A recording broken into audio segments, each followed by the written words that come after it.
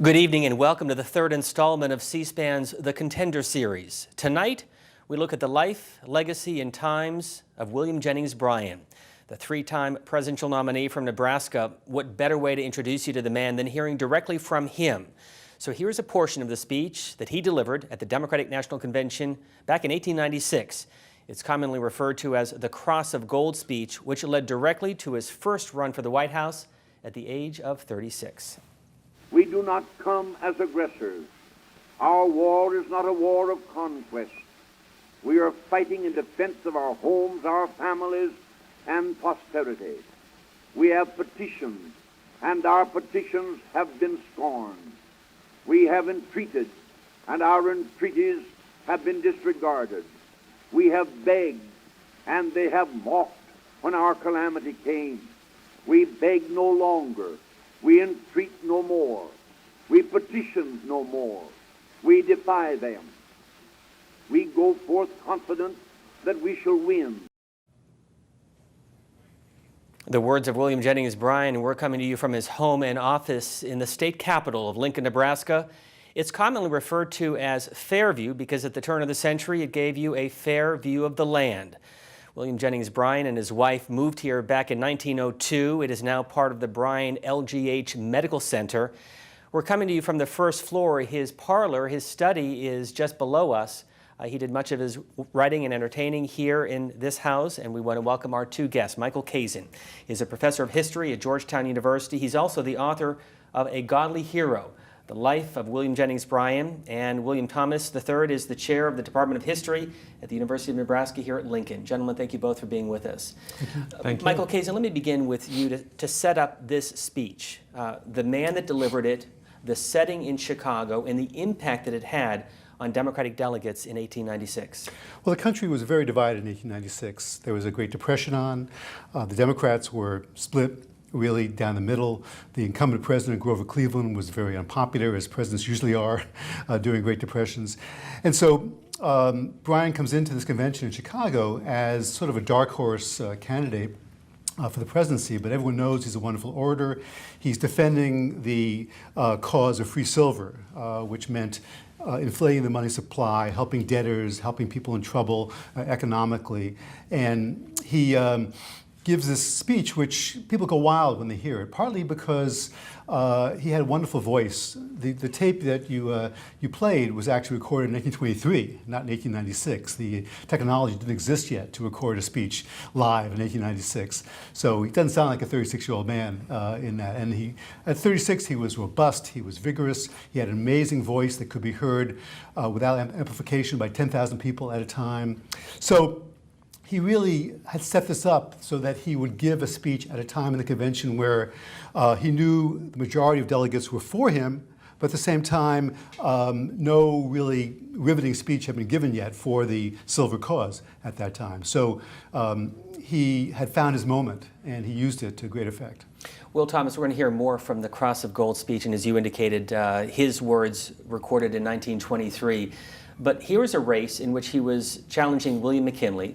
He was relatively unknown, served only 2 terms in the House of Representatives from here in Nebraska, ran for the Senate, won the popular vote, but lost because the Republican legislature here in Nebraska gave it to the Republican candidate. So moving into this period of 1895-96 and William Jennings Bryan. Sure. Well, it was a tumultuous time in American politics. There had been a major strike, a railroad strike in 1894, that tore the country apart and revealed to Americans just how maybe unstable the economy was and how deep this depression might become. And William Jennings Bryan ran as a Democrat and a populist in 1894 for the United States Senate. And he ran against a railroad attorney named John Thurston. So he gained a lot of national attention, really, with this Senate campaign in 1894. I would liken it to the Lincoln-Douglas debates. He had a series of debates with John Thurston, and those gave him great visibility across the nation among the political class. And so he emerged as a sort of a national figure at that time. And the country was desperate for leadership. It was all the parties were divided. The Republicans were divided. The populists were on the scene.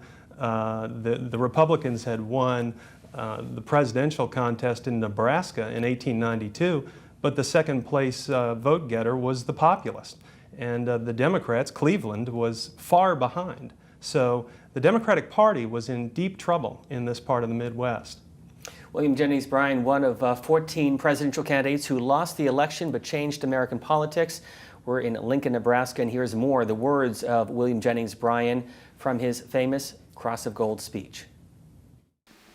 They tell us that the great cities are in favor of the gold standard. We reply that the great cities rest upon our broad and fertile prairies. Burn down your cities and leave our farms, and your cities will spring up again as if by magic. But destroy our farms, and the grass will grow in the streets of every city of the country. We care not upon what line the battle is fought. If they say bimetallism is good, but that we cannot have it until other nations help us, we reply that instead of having a gold standard, because England has, we will restore bimetallism, and then let England have bimetallism because the United States has. If they dare to come out in the open field and defend the gold standard as a good thing, we will fight them to the uttermost. Having behind us the producing masses of this nation and the world, supported by the commercial interests, the laboring interests, and the toilers everywhere, we will answer their demand for a gold standard by saying to them, you shall not press down upon the brow of labor this crown of thorns. You shall not crucify mankind upon a cross of gold. Michael Kazin, how long was the speech in 1896, and why was it referred to as a cross of gold? It was about 45 minutes long, and cross of gold was a powerful metaphor, obviously, for a country in which most people are Christians, and William Jennings Bryan was a very serious evangelical Christian. For him, those who wanted to keep the country on the gold standard wanted to keep debtors in debt, wanted to keep interest rates high, wanted to restrict the supply of money. For Bryan and many people who supported him, this was a way of keeping Americans who were poor, keeping Americans who were in debt deeper in debt. It was a way of keeping the British economy, the supreme economy in the world, because the British economy was based on the gold standard.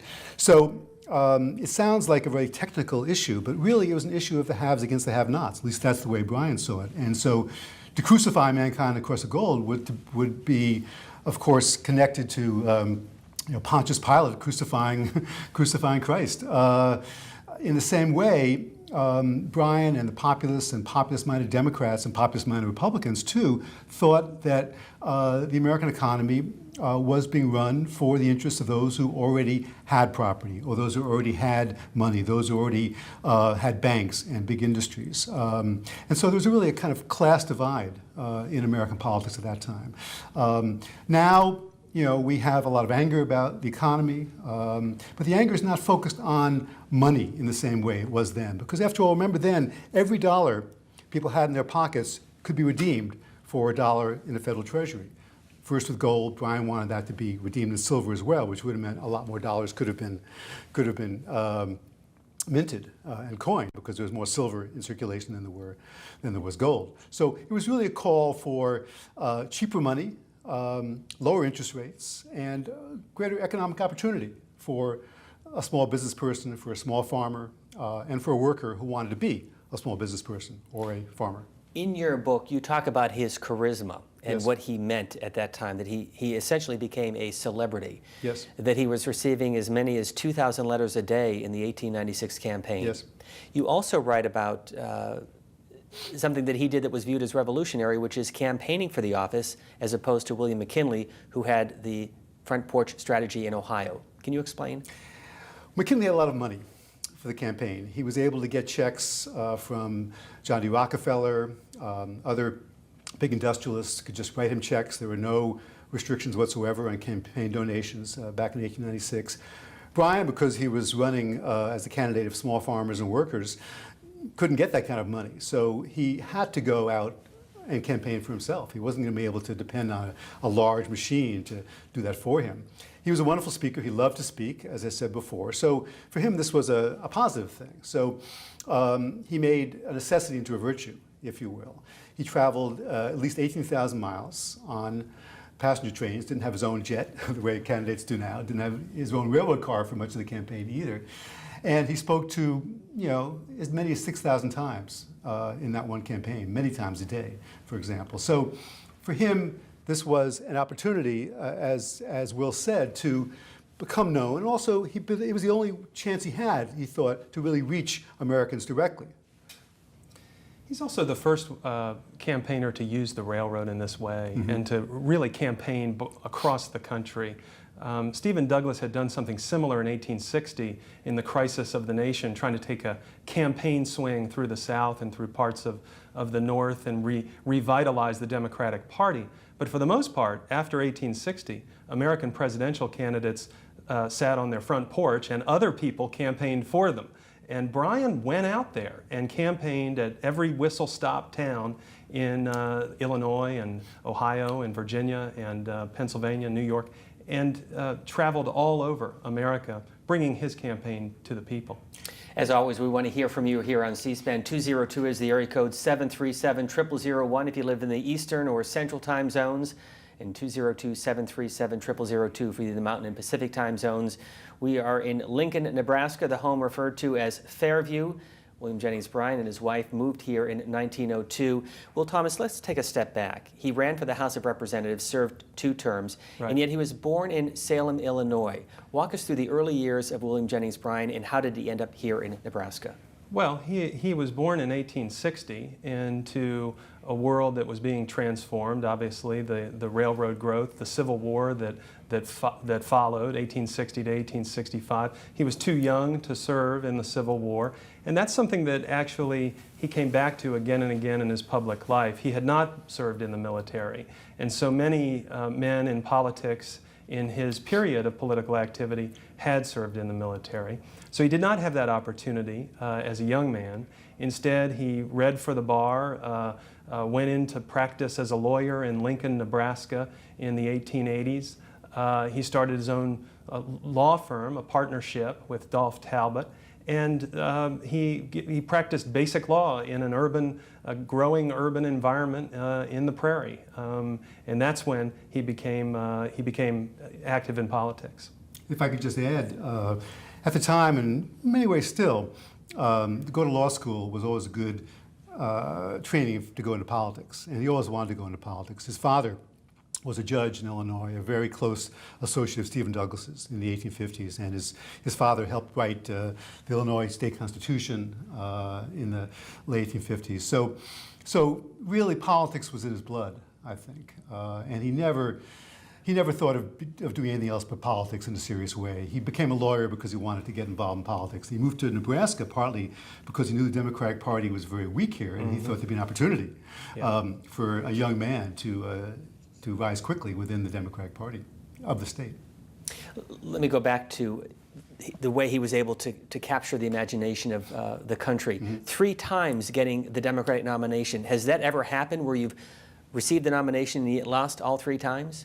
Well, the person you profiled the first time, Henry Clay, received the, before there was a Whig Party nomination, then twice for the Whig Party. But of course, a little bit different in 100 years ago. This was a lot more voters, a lot more media, more money involved. This was really, unlike Clay, who had a fairly small country in terms of population. America was an industrial country by the early 20th century. And so this was a modern campaign, all 3 of them, in a sense that Clay's campaigns were not. And yet, as you write out in your book, Mr. Kazin, that 14 million Americans voted in that election in 1896, and about 75 to 80% of eligible voters, men at the Almost time, 80%. cast their ballots. Some women, too, actually. Women had to vote in Colorado, and they voted in Colorado. A couple other western states, which he won, actually. But yes, 80%, and that was actually, that's the highest percentage of eligible voters in any election, from then to the present. We've never had that high percentage of voters again since then. And if you could touch briefly on his Senate bid in 1894. Sure. Well, he started out campaigning to get both the populist and the Democratic nomination. The populists were, of course, an insurgent movement in American politics, rapidly rising. They had secured the House in Nebraska. And the irony of his 1894 Senate campaign is that the Republicans win the legislature and the Democratic candidate actually wins the governorship. And this reverses what had been the case before. So Bryan campaigns largely, it's interesting, there were two debates, one in Lincoln and one in Omaha. 7,000 people turned out for the debate in Lincoln in October of 1894, and 15,000 people turned out for the debate in Omaha. And so this was a great event to come to this political campaign and be part of it for the public. Bryan started out talking largely in the campaign about the income tax.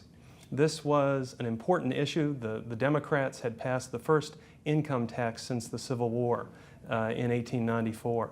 And Bryan had been part of that. It was a 2% flat tax on everyone making more than $4,000 a year. So on the rich.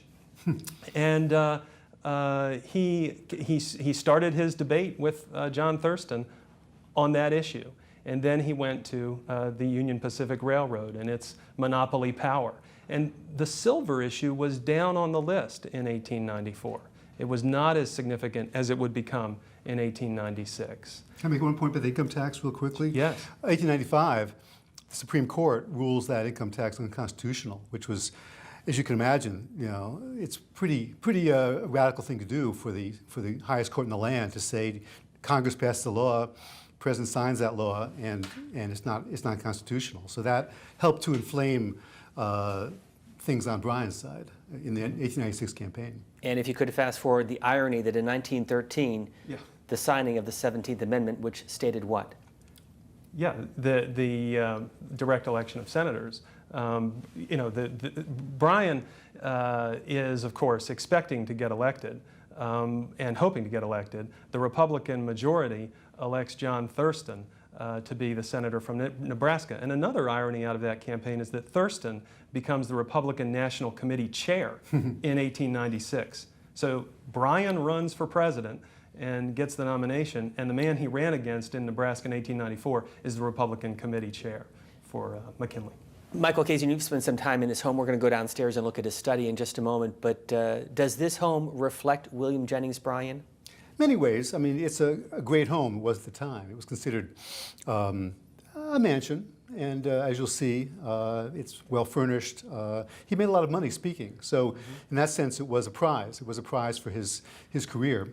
But he worked here. He worked here with his wife, Mary, very closely. In fact, you'll see a double desk they worked on together. So that's an important thing, too, I think, to mention about him, is that he and his wife were partners in his career, as is often true of political wives now. But we don't think that much in the late 19th century of that being true, but it certainly was for the two of them. Bob Puschendorf is joining us. He is with the Nebraska State Historical Society, and he is in the study of William Jennings Bryan and his wife. Thanks very much for sharing your time and insight with us here on C-SPAN's The Contenders series. Thank you for having me. So how did he use this home, and how often was he in that study writing?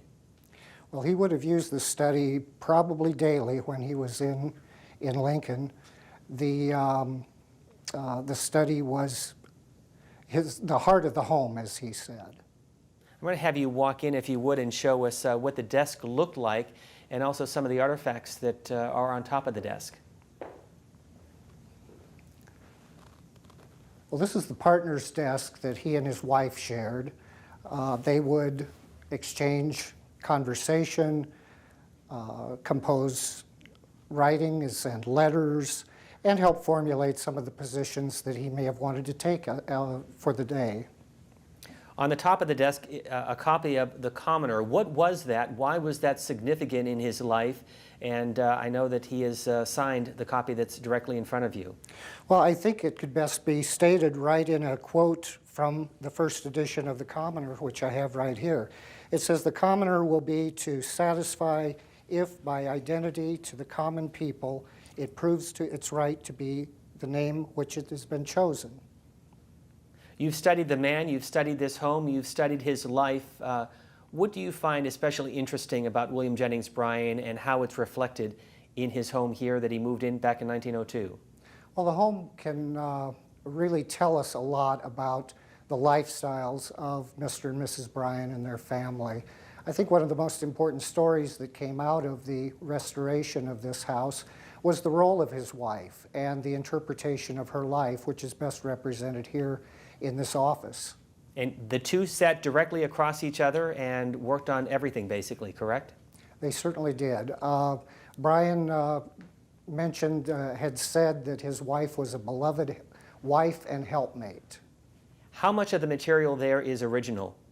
Very few of the pieces of original Bryan furnishings survive.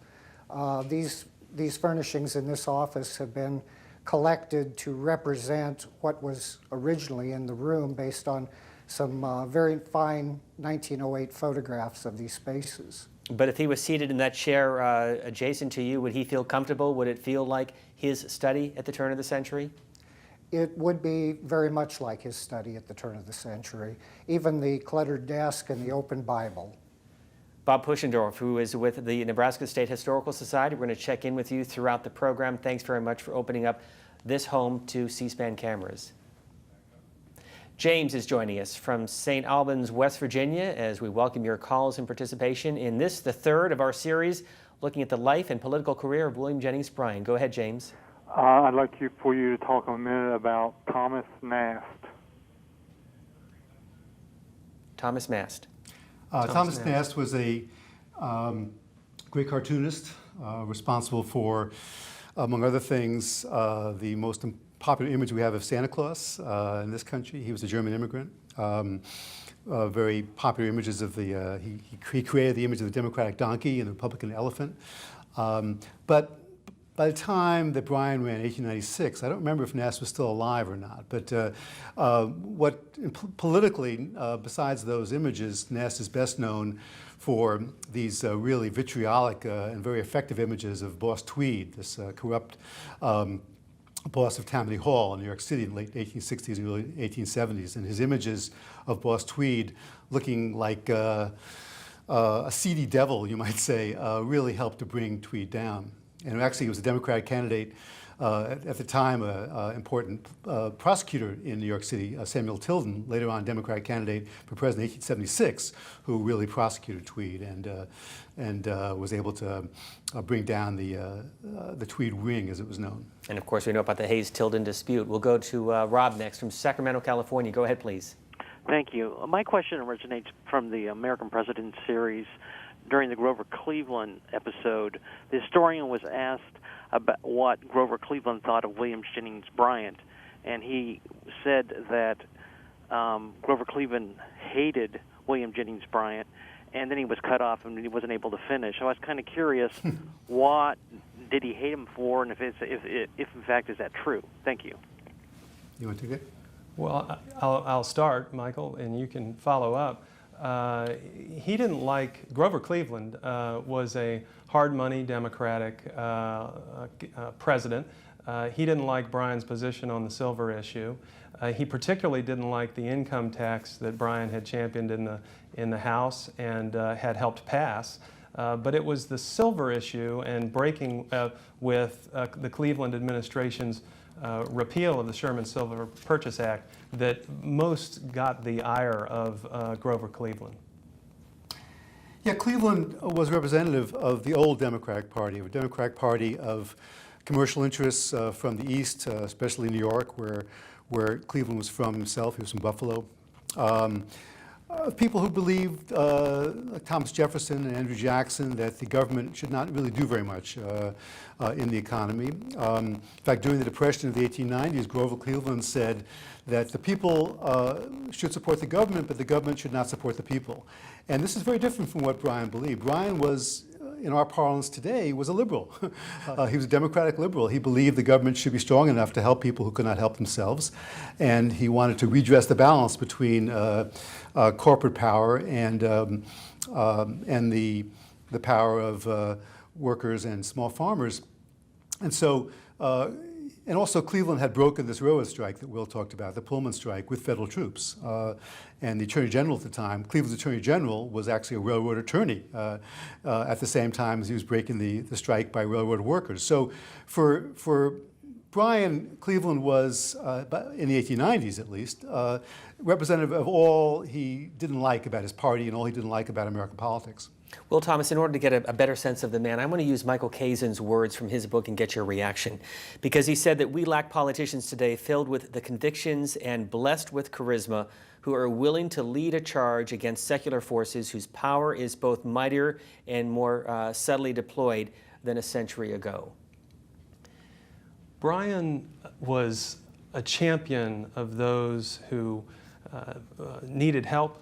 He was a man of great conviction, and one of the things that he was trying to do that was most difficult was to take on the economic powerful class that had emerged in American politics and American economy in a way that didn't look like class warfare. That was what was so hard for Bryan to be able to do, to not appear to be a demagogue, to do it sincerely, to speak to the people without tearing down, but instead attempting to build up. And that was a very hard case to make. And he did it beautifully, but it was a very difficult attempt to try and reveal the inadequacies of American society at the time without looking like someone who's just tearing down the American ideals. So those are your words. Are there parallels to somebody today in American politics that would resemble a William Jennings Bryan? I'm not sure. There are people who will want to be William Jennings Bryans. Sarah Palin, in some ways, tried to be in 1896. That is, there are angry populists. There are people who believe that a small, greedy elite is after the majority of Americans. But you know, Bryan was a representative of a movement, I think, an anti-monopoly movement, a movement of people who believed that corporate America was taking the country in a revolutionary direction. And we have, for better or worse, I think, come to grips with or made our peace with big business. And we can't imagine a society in which big business is not there, whereas that was not true for Bryan. Yeah, I think just where we are here in Fairview, Bryan's home, we just looked at the desk that he worked with Mary Bryan side by side. Most businesses were like that in America in the 1870s and 1860s and 1850s. They were partnerships. They were small partnerships, small firms. And that period before 1896 was a period of enormous industrial growth. Colossal corporations emerging in American society. The Pennsylvania Railroad employed more people than the United States Post Office. So these were corporations with enormous resources, enormous wealth, and enormous power. And most people had experienced a very different America, one of small partnerships, and that change was arresting. And Bryan was really speaking to that massive transition in American society, American life. We've been talking about money and politics since the very early campaigning in this country, but I want to let you listen in on our audience to the 1900 campaign in which William Jennings Bryan talked about the issue of transparency, knowing who is contributing to whom. Here are the words of William Jennings Bryan from his second of 3 campaigns for the White House. An election is a public affair. It is held for the benefit of the public and is the means through which the people select their officials and give directions as to the policies to be adopted. There is no sound reason for secrecy in regard to campaign methods, and publicity will in itself prove a purifying influence in politics. The necessity for publicity has increased with the growth of favor-seeking corporations, for the people ought to know what influences are at work in the campaign, that they may better decide whether either party has so obligated itself to the great corporations as to make it impossible for it to protect the rights of the people.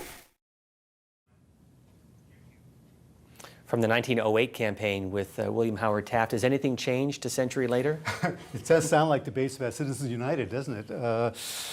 Yeah, I mean, obviously, people with a lot of money want the government to do things they want the government to do. People with little money do too, but there's a lot of influence that you have if you have a lot of money, obviously. Bryan actually was in favor of public financing of elections. He didn't want private individuals to be able to give any money to elections. But he realized that wasn't going to fly at the time. So his idea at the time was at least publicize the donations that people give. Let's make sure that everyone knows it's above board. For example, in 1996, John D. Rockefeller just wrote a check on Standard Oil check for $250,000, and he gave it to Mark Hanna. And that was not known until after the election was over. So Bryan wanted that at least to be known if that happened.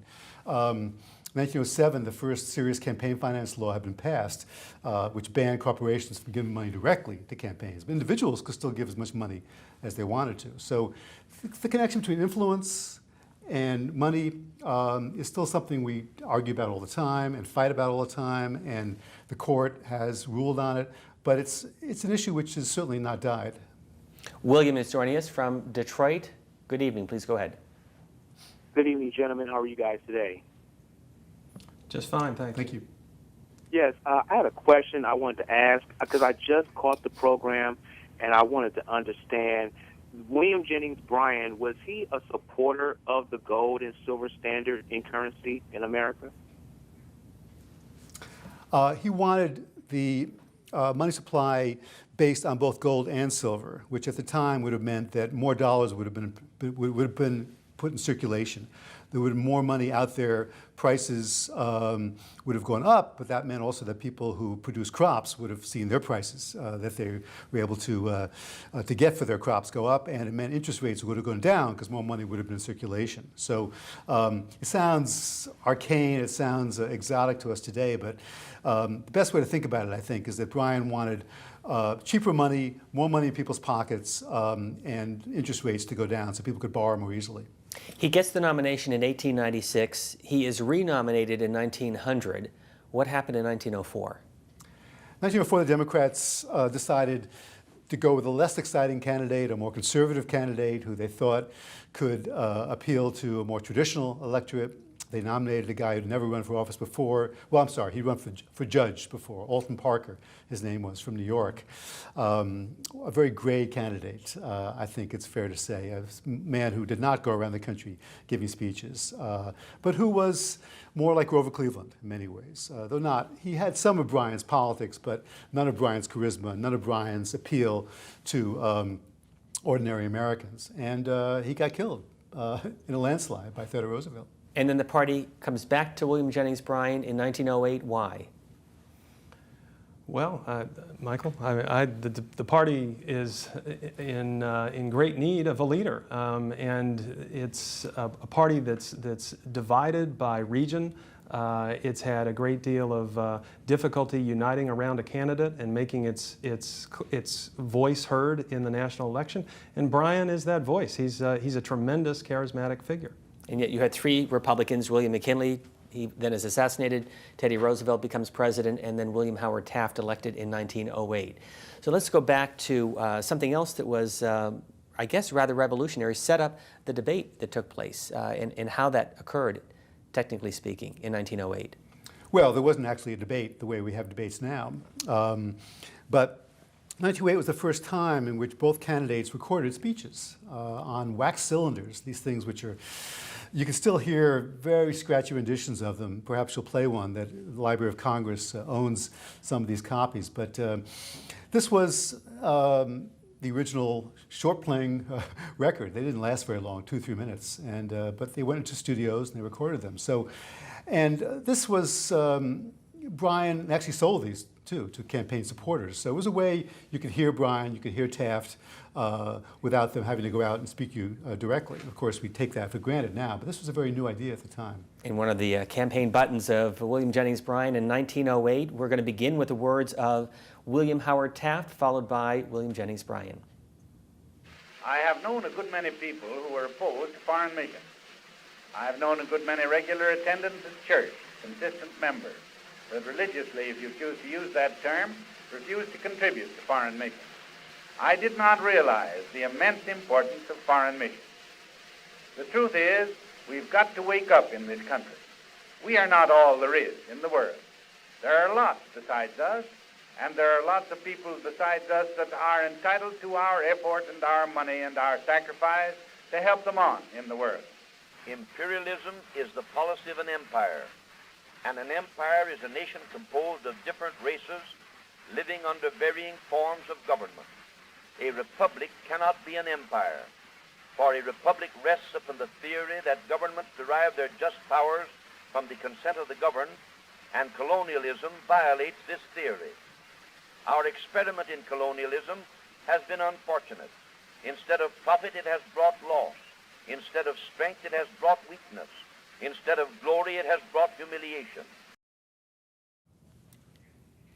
The words of William McKinley and William Howard Taft. Of course, Taft goes on to win the election in 1908. But did William Jennings Bryan change as a candidate from his first race in 1896 to his third bid in 1908? And what issues dominated the 1908 Well, there was a key campaign? issue in each of those campaigns. The key issue in 1896 was the gold and silver issue, and the issue of the Depression and sort of class divisions in that sense, and regional divisions. The big issue in 1900 was imperialism. The U.S. was fighting in the Philippines to try to stop the Philippine independence movement from winning a war or insurrection against U.S. occupation of those islands, and that was a big issue in that campaign. 1908, there were several issues. Bryan tried to make the power of the trust, the power of big corporations, the issue. His slogan was, "Shall the people rule?" But Taft was perceived as progressive at the time. He had been the Secretary of War under Theodore Roosevelt. Theodore Roosevelt is a progressive president. So in many ways, similar to, if some of your listeners remember, some of your viewers remember, George H.W. Bush in 1988 running as sort of the hand-picked successor to Ronald Reagan.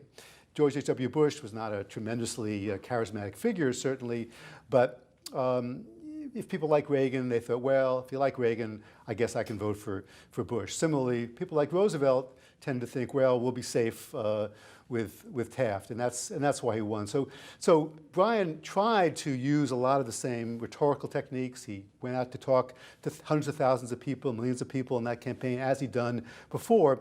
But it wasn't very successful. The country was prosperous again after a sharp recession in 1907. So times are fairly good. Taft was popular because he was the hand-picked successor to a very popular president, Theodore Roosevelt. So Bryan couldn't get very much traction that year. In fact, his closest race was 1896. Yes. As we look at the election results from 1900 and 1908, we're joined by Marie, who's joining us from Connecticut.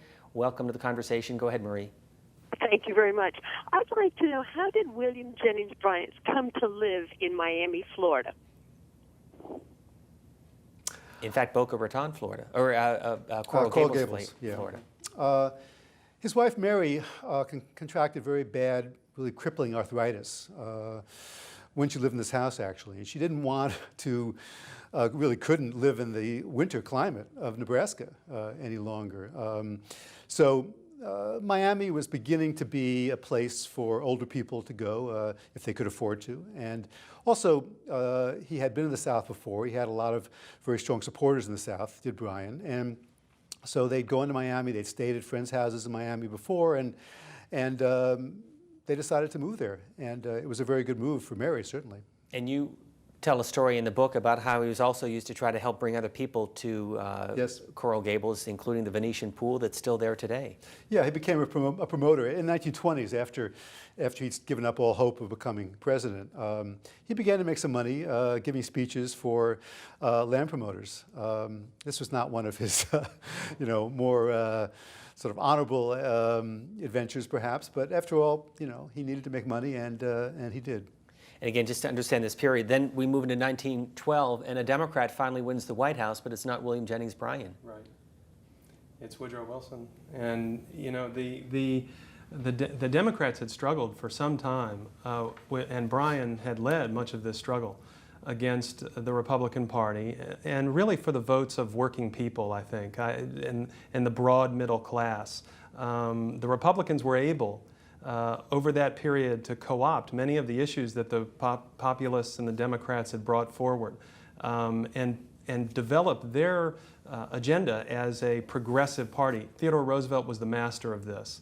And Bryan and the Democrats had a very difficult time reaching that broad middle class and convincing voters that they could bring progressive change, not radical change, but progressive change. And Wilson was able to do that. He was a professor at Princeton. He'd been governor of New Jersey. He was a very moderate reformer, but a progressive reformer, and he was able to succeed where Bryan was not. You want to follow up? Well, I should emphasize the only reason Wilson won was because the Republican Party split in 1912, and Taft proved not to be a real progressive successor to Theodore Roosevelt. At least Roosevelt didn't think so, and Roosevelt tries to wrest the nomination away from Taft in 1912, fails to, then goes out and becomes a nominee of this new Progressive Party. So if the Republicans had stayed united, we'll never know what would have happened, but it's quite possible that Wilson would not have been elected. Michael Kazin, who teaches politics and history at Georgetown University, the author of A Godly Hero, The Life of William Jennings Bryan. And Will Thomas is the chair of the history department here in Lincoln, Nebraska at the University of Nebraska. And Josh is joining us from Phoenix. Good evening. Welcome to the program. Yes, hi. Good evening. Great show. Thank you for your show. I wanted to ask something a little different. I wanted to see if the gentleman could speak to Mr.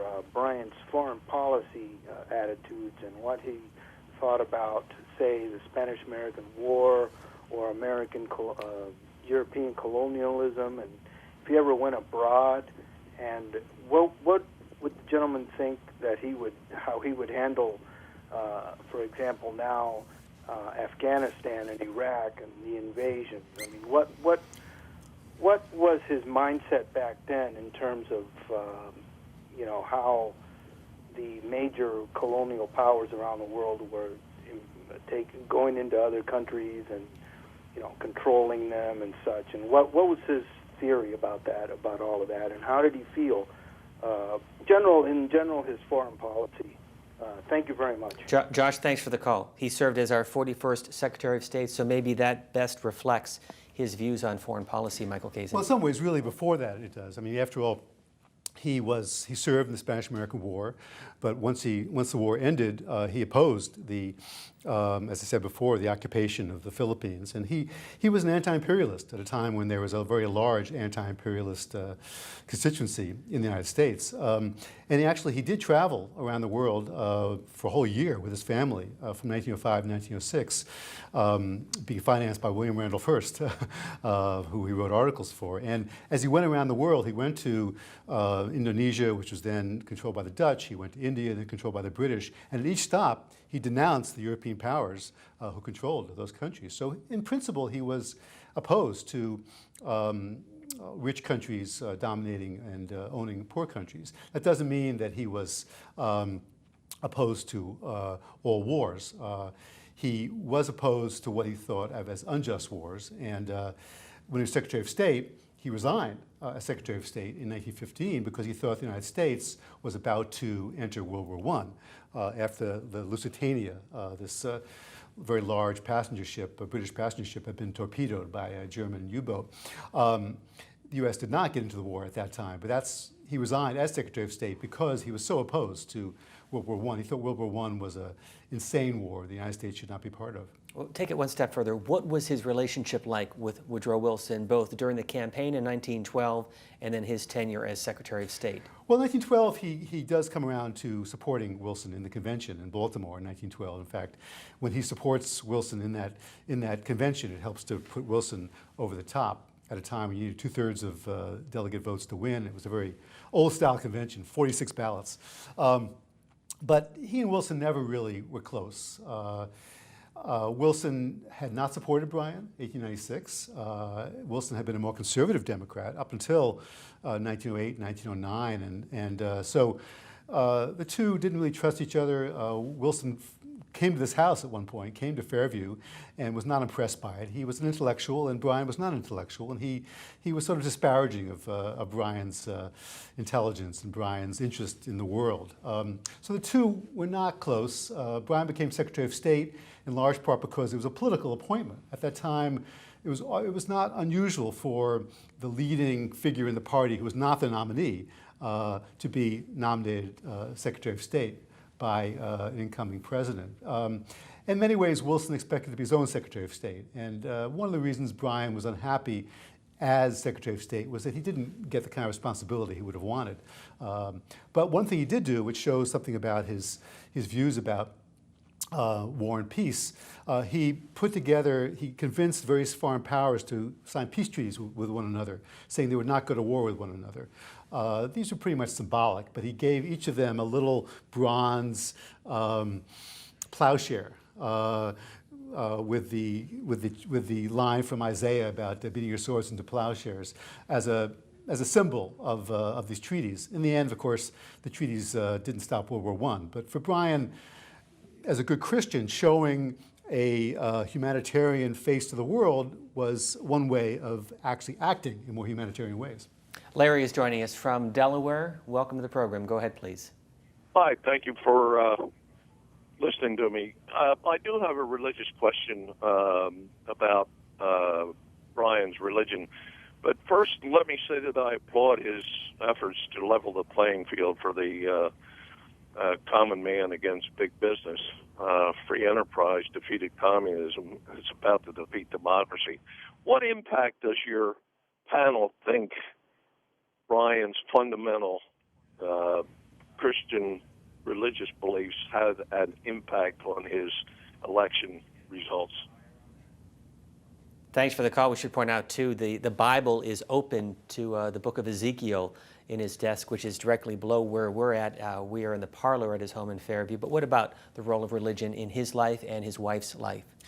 Well, it's a big question. I mean, one of the things about Bryan is very important, that he never really separated religion and politics. We think of that now as something that some people, more conservative people, think that you should have a Christian government, America's a Christian nation. But for Bryan, his Christianity was what he called applied Christianity. It was really the social gospel. That is, he believed that if you're a good Christian, you want to go out and save the world. You want to go out and help the poor. You want to go out and help workers. You want to level the playing field, as the caller mentioned. So for him, his religion and his politics were not separate. But in some ways, this, I think, hurt him among some people who were not evangelical Protestants, which most Americans were at the time, by the way. But Catholics, Jews were somewhat less enthusiastic about him because he was such a crusader. And also, he supported Prohibition beginning in 1910 and was a very big supporter of what became the 18th Amendment to the Constitution. And this was a very, divisive issue in American life.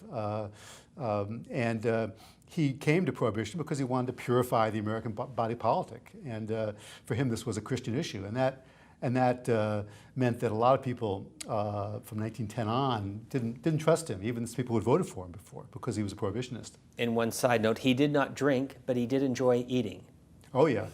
Sometimes when he was on the campaign trail giving all these speeches a day, sometimes he ate as many as 6 meals a day, and he was known he could devour 3 chickens at one sitting. If you're just tuning in, this is C-SPAN's The Contender Series. We are looking at 14 candidates for the presidency. All 14 lost, but in their own way, they shaped American politics and in many cases resonate today with the issues that they put forth. We are coming to you from his home in Lincoln, Nebraska, referred to as Fairview. It's now part of the medical center here in the state capitol, and our phone lines are open 202-737-0001 for viewers in the Eastern and Central time zones, and 202-737-0002 for those of you in the Mountain and Pacific time zones. This is an exterior view of what the home looks like, and you can see the Bryan LGH Medical Center directly adjacent. This home is open to the public. It does offer tours for those of you who travel through Lincoln, Nebraska. Nadine is joining us from Palm Springs, California. Go ahead, please.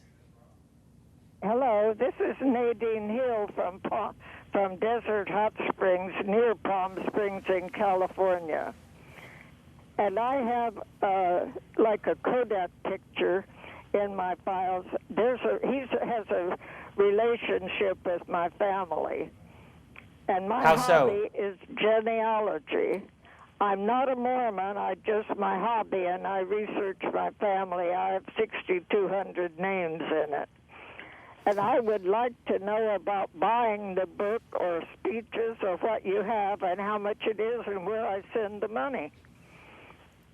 Well, before you get an answer to that question, we want to ask you who's in the photograph and what is your connection with William Jennings Bryan, at least through your own family research? As far as I know, he's in a car in this picture. It's like a Kodak picture.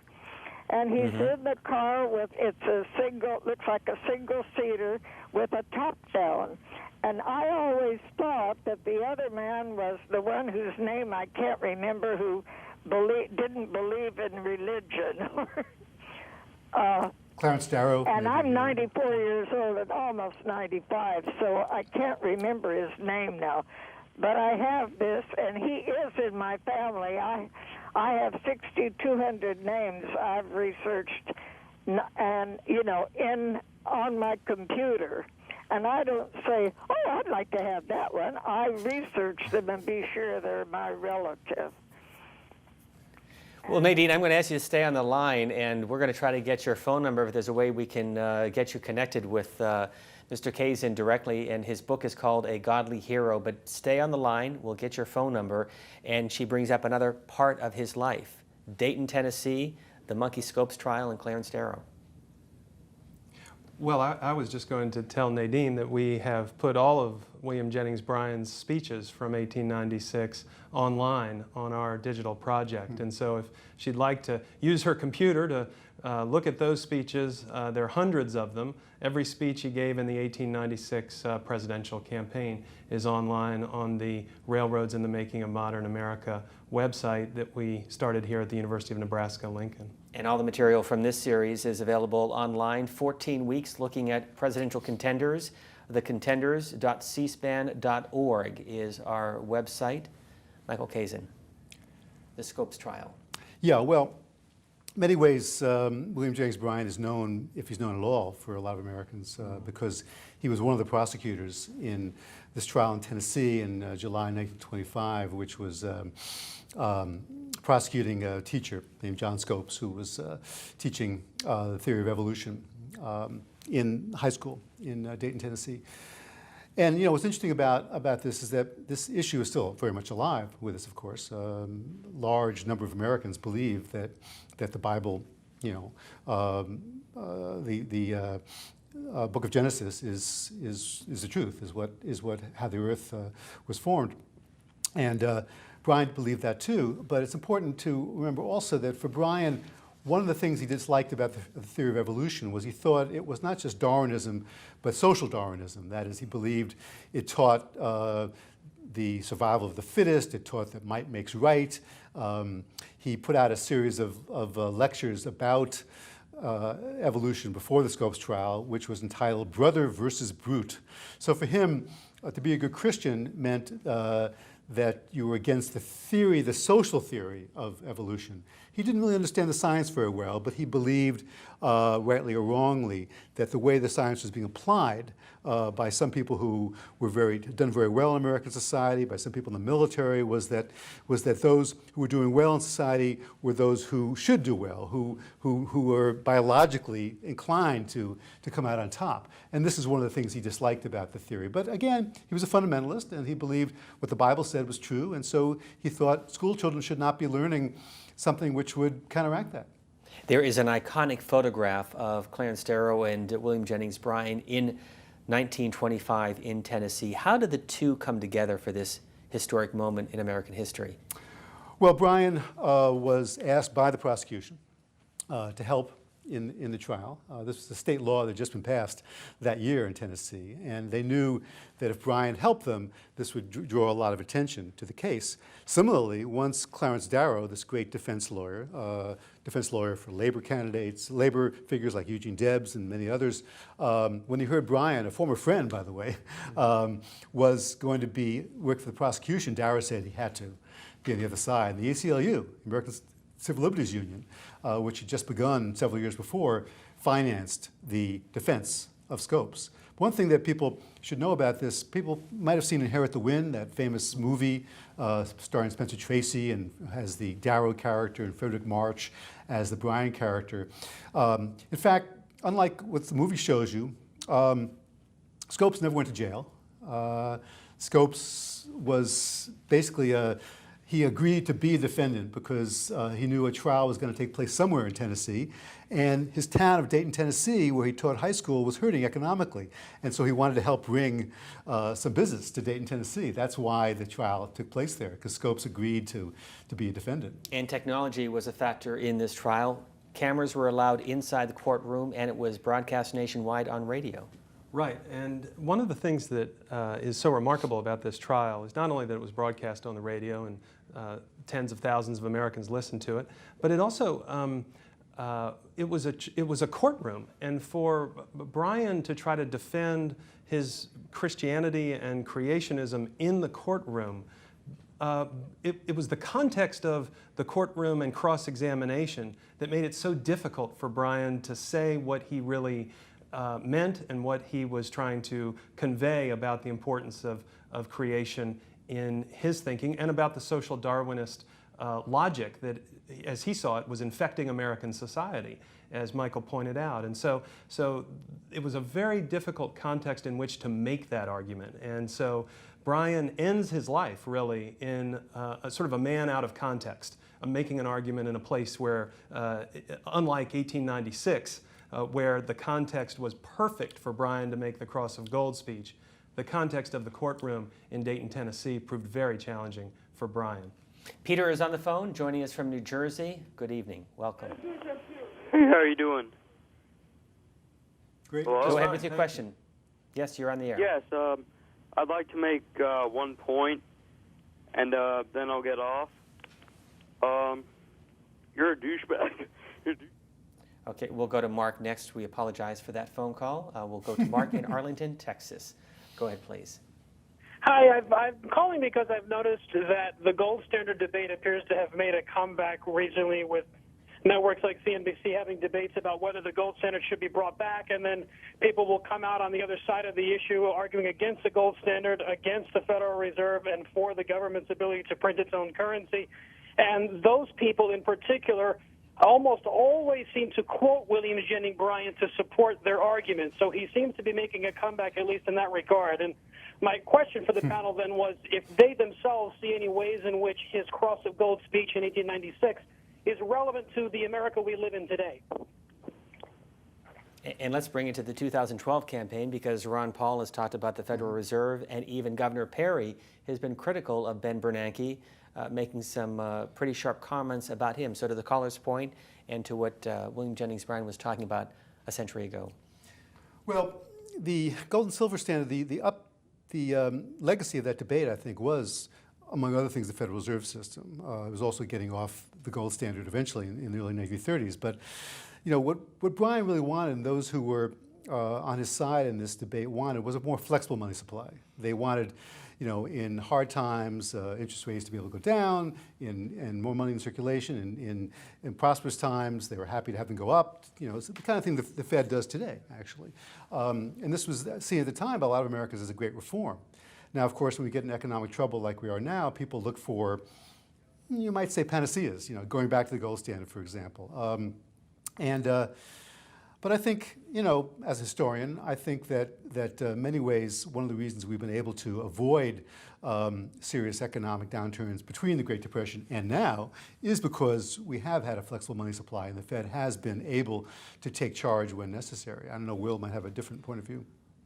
Well, I think that one of the big issues that Bryan was trying to confront with the silver issue and the gold standard was the great contraction of the American economy. And we've lived through a similar contraction in the American economy recently. And so I think it's not surprising that some of these issues are coming forward when they are right now.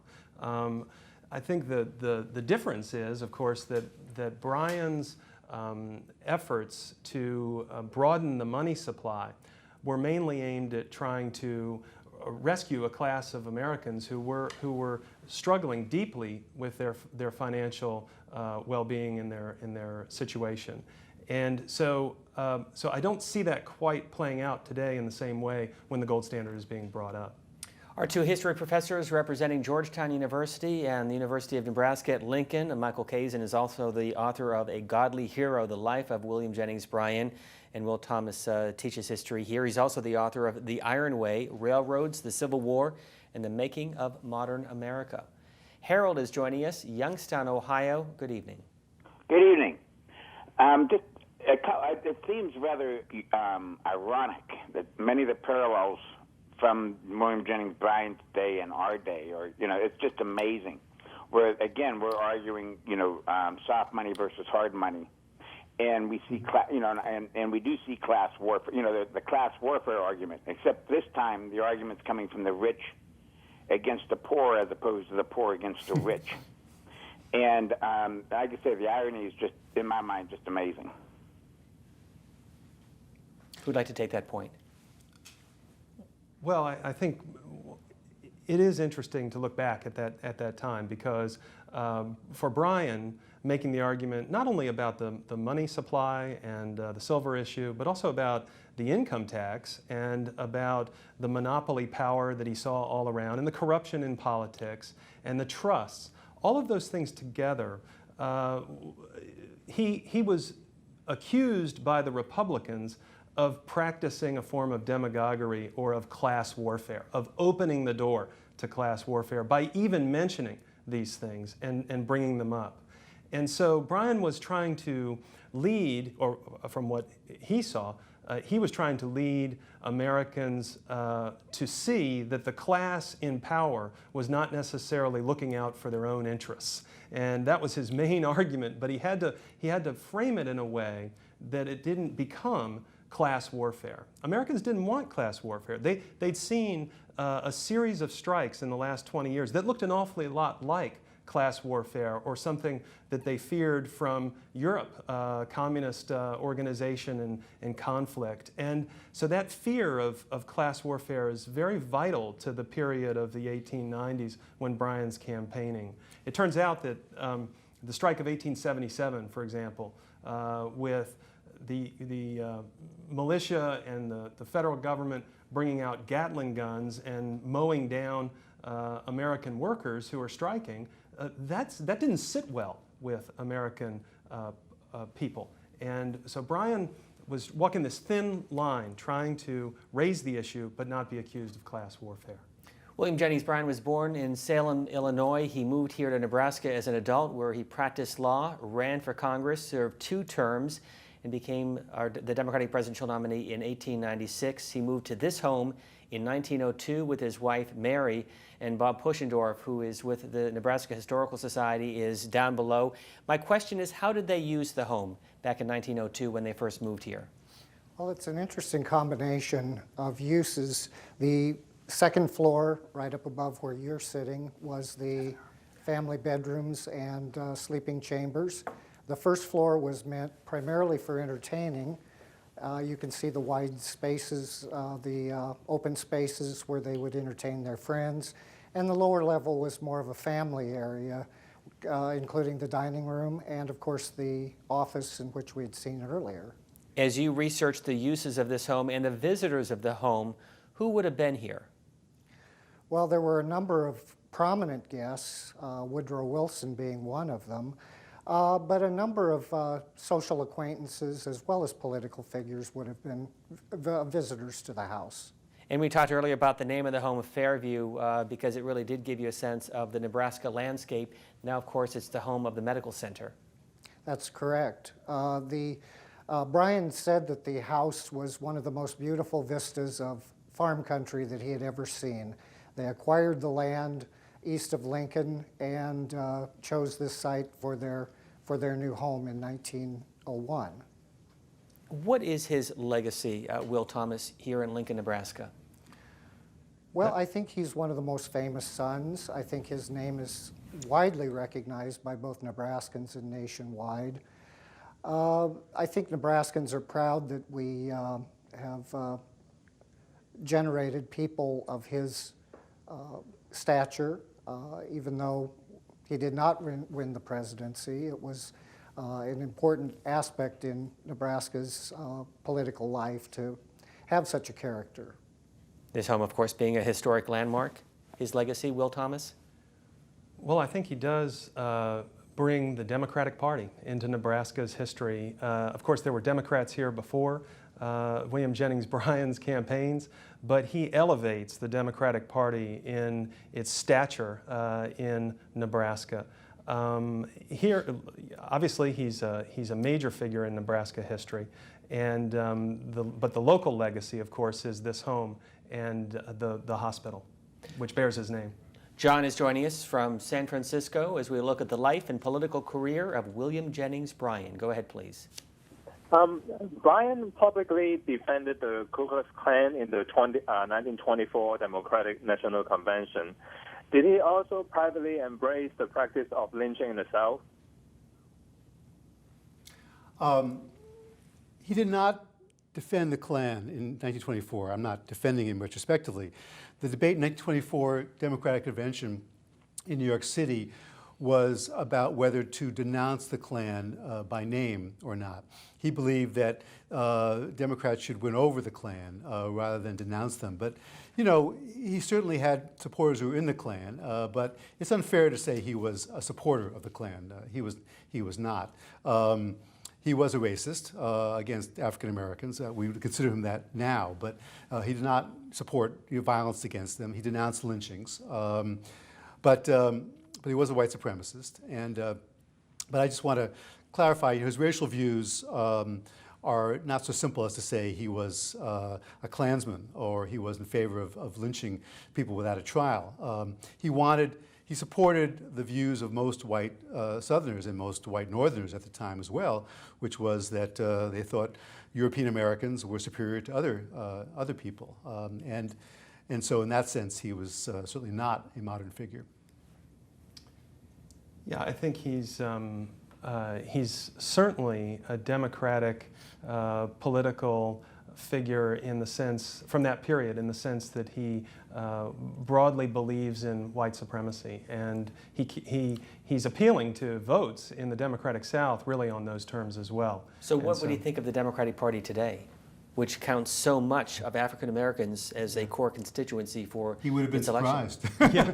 He would have been surprised. You know, for him, he was a Democrat with a small d as well as a large d, but for him, the majority of people in the country were white, and he was mostly concerned with their welfare, it's fair to say. He didn't know very many black people. Actually, the Nebraska side is interesting. In 1896, there was a group of what were called Silver Republicans, African Americans, in Omaha who did support him in that campaign. And he had African Americans to Fairview at different occasions to visit.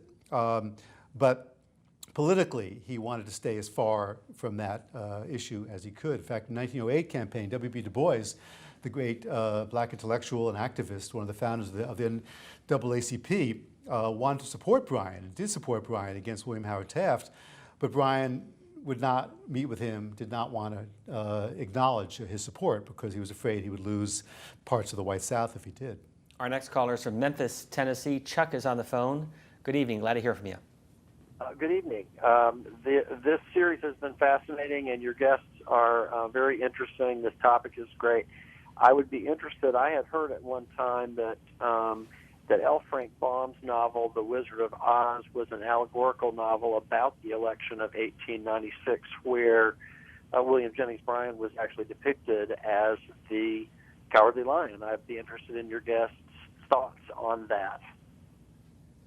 Have either of you heard that? That's one of the great myths of American history. Unfortunately, I used to give lectures about this. It's a wonderful way to teach students about the election of 1896. Different figures in the first Oz book corresponding to figures in that campaign. Unfortunately, if you look into L. Frank Baum's biography, it doesn't bear out. He was a window dresser. That is, he dressed windows in department stores. And for him, the artifice of the design of these department store windows was one way he saw American society developing. And for him, the Wizard of Oz was a figure of sort of commercial artifice in that sense. So really, Baum would have been, I think, surprised by the allegorical meanings that people have found in his first story, even though it's an entertaining way to look at it. Unfortunately, it's probably not true. Let me put another parallel on the table, because in 1999, we sat down with Karl Rove, in which he talked about the McKinley campaign of 1896 and how he tried to take some of the lessons from that campaign for George W. Bush in 2000. Can you touch on that? Well, one of the things that the 1896 campaign did was it established the Republican Party in presidential elections at least, and most congressional elections too, up until the 1930s as the majority party.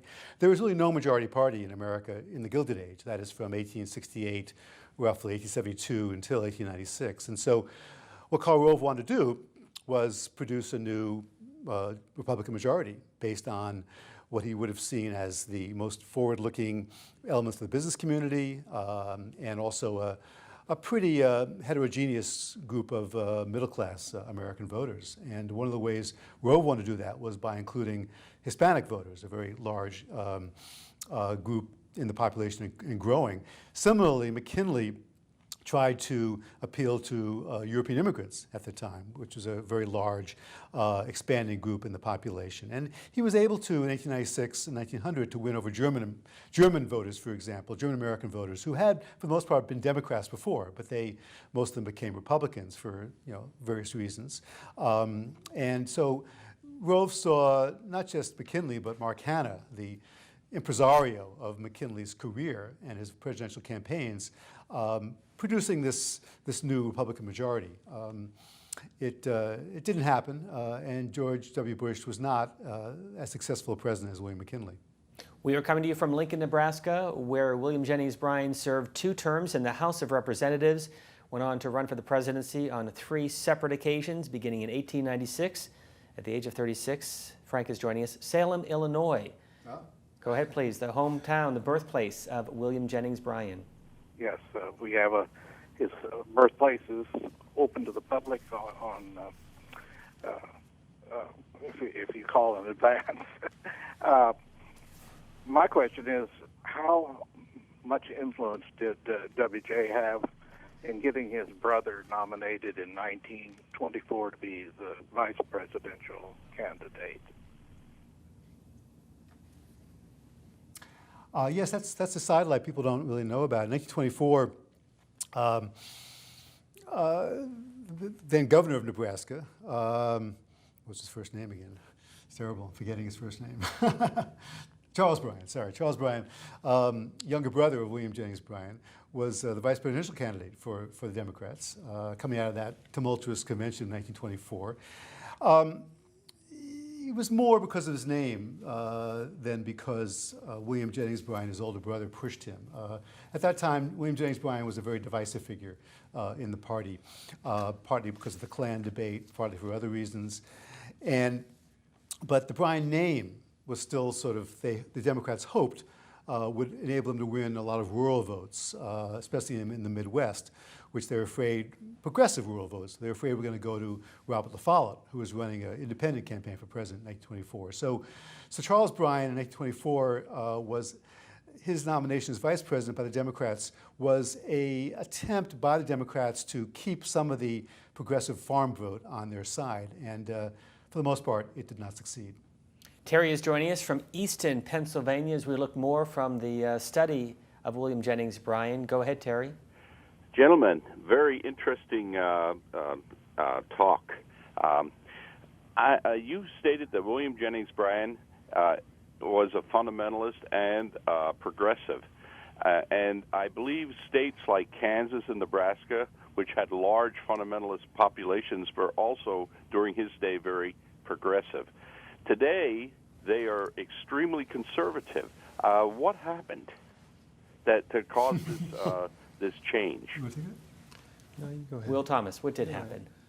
Well, that's a great question. I think the progressivism that Bryan espoused had a great deal to do with the economic conditions of his day, and the prosperity that came forward in American life changed that in the 20th century in ways that Bryan couldn't have predicted. In terms of today's conservatism, Bryan also foreshadows some of that in his commitment to faith in public life. But his faith, as Michael's already pointed out, was based around a social gospel movement, an applied Christianity, helping those in the cities, helping those in need, and that branch of Christian thought and experience did not grow in the same way as the fundamentalist movement. Chris is joining us. Austin, oh, did you want to follow up? Yeah, just one quick question before I go to Austin. What Will said is quite right. And another thing to think about there, too, is both liberalism and conservatism changed their views and their postures towards very active Christianity in public life. Liberals generally, especially white liberals, got sort of soured on public religiosity and became more identified with big cities, more identified with a more pluralistic, more secular kind of religious landscape.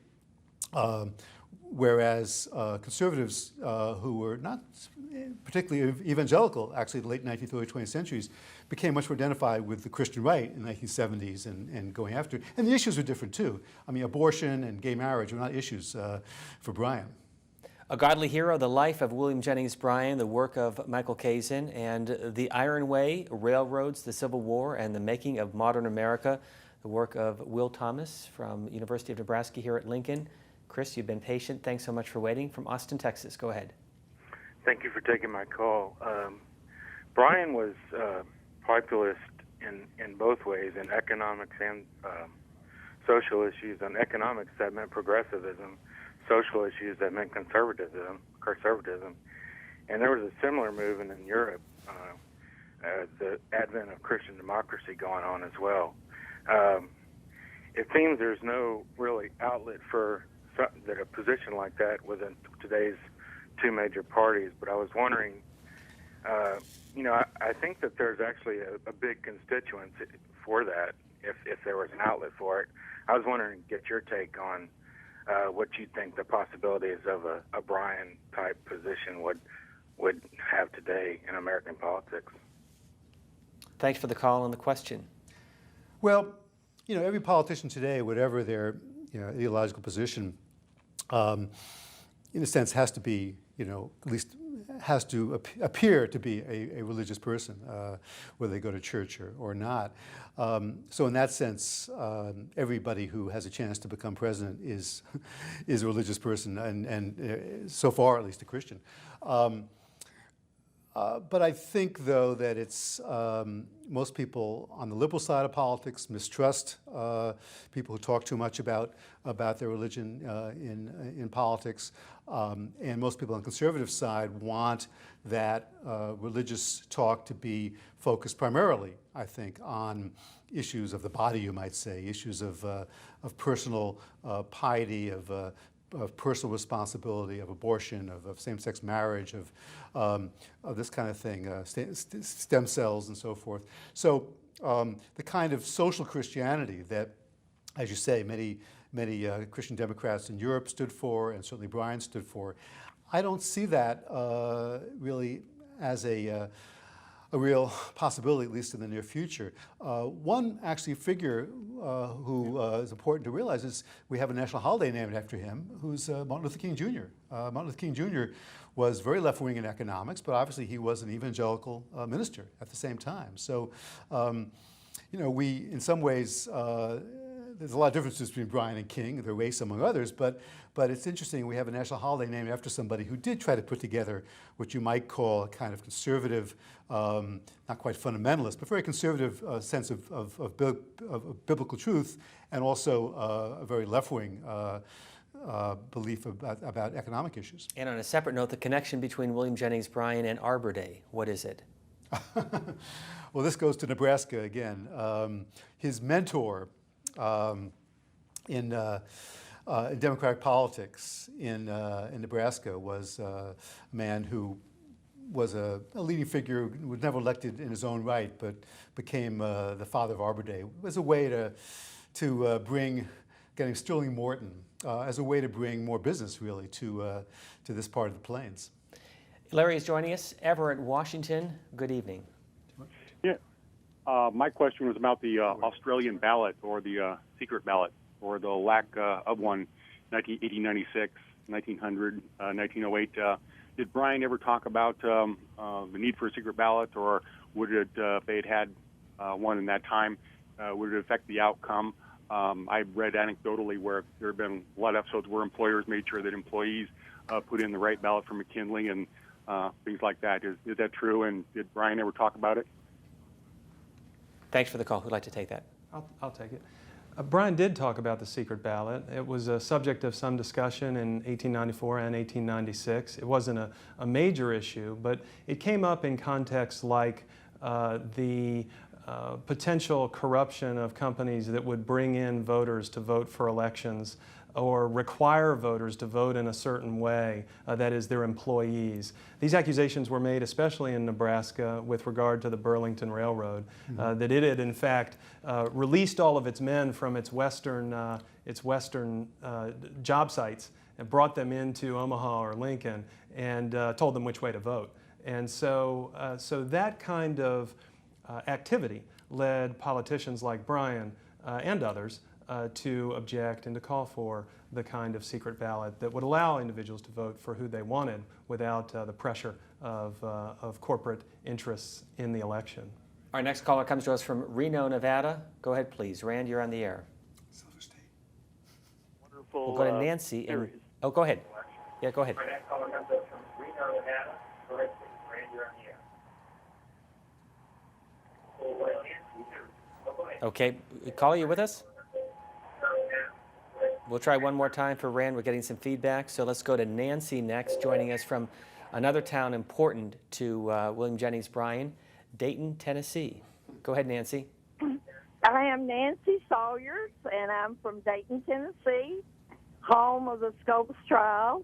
I'm not old enough to remember it. I'm just 70-something. But I know several people that were there, and it was a carnival-like, and the drugstore was there for many years, and the table where it all started, and as I understand, it just started as, let's do something exciting or unusual.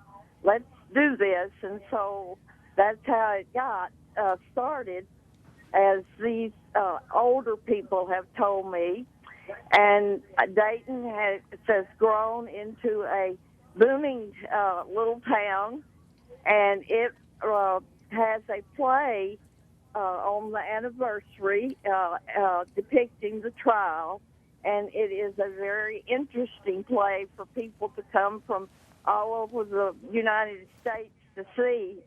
And I just wanted to say that we were kind of dubbed as the monkey town for a long time, but now we're known as home of the Scopes trial. I did not know William Jennings Bryan, but I did meet Clarence Dale at a tea held for him in by the women of Dayton, and we're glad that it happened there. And as I was told, it was kind of started for Chattanooga, and Chattanooga really didn't want it, so they decided to bring it to Dayton, and it has brought much economy to the city of Dayton. So, well, Nancy, thank you for calling, and thank you for sharing your firsthand account to that famous trial.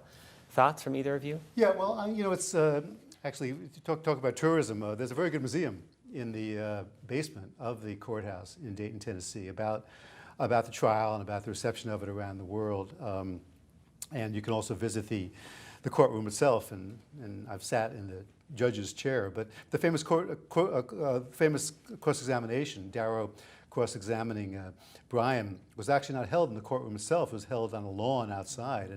And if you think about it, as many as 3,000 people were probably in attendance listening to and watching this cross-examination. This is a kind of trial, we don't have that kind of trial today, but it was, as she said, a carnival, and it did help the economy of Dayton a good deal, and it was an economy which needed help at the time.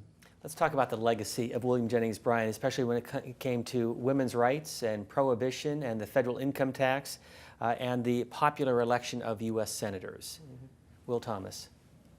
Well, I think Bryan's legacy, and Michael Kazin beautifully handles this in his book, the legacy itself is damaged by the end of the Scopes trial, and in particular H.L. Mencken's obituary of Bryan, which depicts Bryan as just a bumbling, backcountry kind of misguided figure in 1924, 1925, in that period. And so his legacy is tarnished, really, at the end of his career by this. And Michael's book, I think, recovers Bryan's legacy beautifully.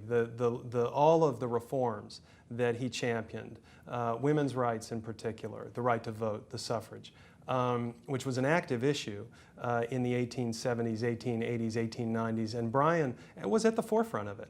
And other issues as well that you just mentioned were ones that he was deeply involved in from the beginning. I think, I emphasize this in the book, I think one of the legacies of Bryan, which is important, is in many ways, without Bryan, you don't get Wilson, and you don't get Franklin Roosevelt. I think he really was the major figure in remaking the Democratic Party into a party we think of today as, for those who don't like it, the big government party. For those who do like it, more economically liberal party. He does in 1908 forge for the first time a very strong relationship between organized labor, then the American Federation of Labor, and the Democratic Party, a relationship that for the most part has remained for the last century between that movement and that party. So, he wasn't obviously the only figure who did this, but I think he was the key figure in the Depression of the 1890s in helping to make the Democratic Party into the kind of party we think of it as today, that is, wanting the government to be stronger to serve the interests of working people, of people who were down on their luck. So in some ways, that is a very important legacy, which he doesn't often get credit for. This is a what-if question, very briefly. Had he been elected president, what kind of a president would he have been?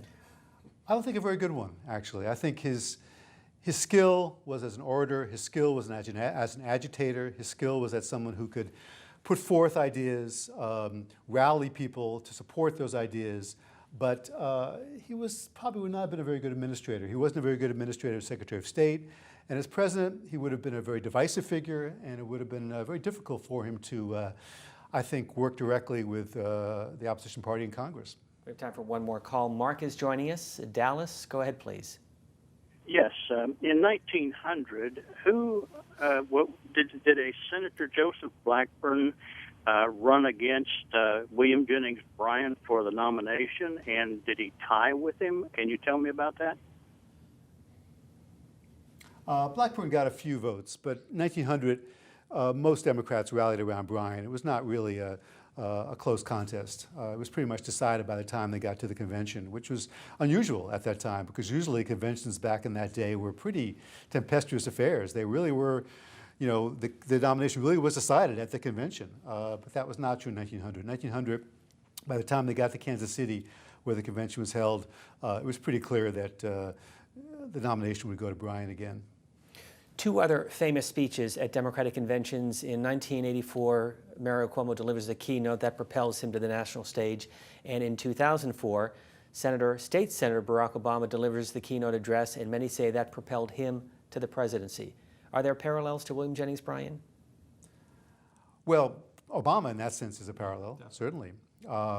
Though, as Will said, he was better known in 1896 than I think to Americans than Obama was in 2004, which might seem surprising because of all the media we have. But Bryan was giving speeches all around the country before 1896 to pro-silver crowds. There have been other great convention speeches. Hubert Humphrey gave a famous speech for civil rights in the 1948 Democratic Convention, which sort of put the put the Democratic Party on record as being for civil rights, which had never been before. But we have no other parallel in American political history where someone gives a great speech and then at the same convention gets the nomination. What about today? Are there parallels to other modern politicians? Well, I think Obama's speech in that way is similar. It vaults him to national prominence. Michael's right. Bryan had already achieved much of that, but the sense of party unity that both of them brought and to those speeches, and the kind of sincerity and speaking across a broad range of the public, and really speaking outside of their party as well. Both of them are able to do that in those settings. They're different in other ways, but there is a similarity. William Thomas is the chair of the history department here at the University of Nebraska in Lincoln, and Michael Kazin, who teaches history at Georgetown University. You put the book a godly hero together when?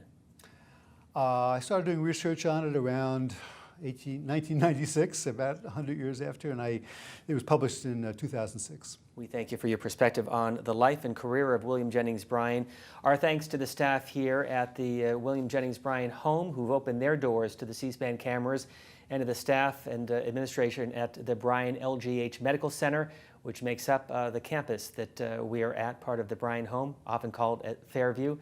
We want to leave you with more of the words of William Jennings Bryan as we continue our look at his life and career, and you can check it out online on cspan.org, the Contender series.